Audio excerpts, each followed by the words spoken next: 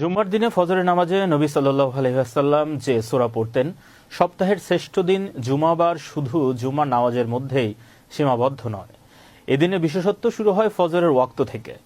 নবীজি সাল্লাল্লাহু আলাইহি ওয়াসাল্লাম জুম্মার দিনে ফজরের নামাজে নিয়মিতভাবে এমন দুটি সূরা তেলাওয়াত করতেন যা মানব জীবন ও আখিরাতের গভীর বার্তা বহন করে।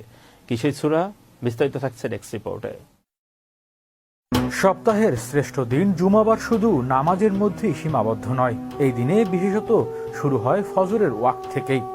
নবীজি সাল্লাল্লাহু আলাইহি সাল্লাম জুমার দিনে ফজরের নামাজে নিয়মিতভাবেই এমন দুটি সূরা তেলাওয়াত করতেন যা মানব জীবন ও আখিরাতে গভীর বার্তা বহন করে। এই সুন্নতের মধ্যেই লুকিয়ে আছে জুম্মাবারের অনন্য তাৎপর্য। সপ্তাহে 7 দিনের মধ্যে জুমাবার মুসলমানদের কাছে এক বিশেষ মর্যাদাপূর্ণ দিন। এই দিনে সাপ্তাহিক ঈদের দিনও বলা হয়।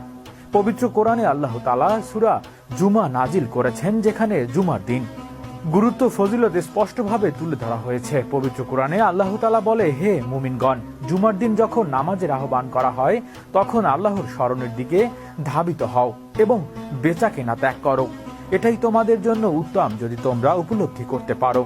অর্থাৎ এই আয়াতই জুমার দিনে গুরুত্বকে অনন্য করে তুলেছে। হাদিসে জুমাবারের ফজিলত আরো গভীরভাবে ফুটে উঠেছে।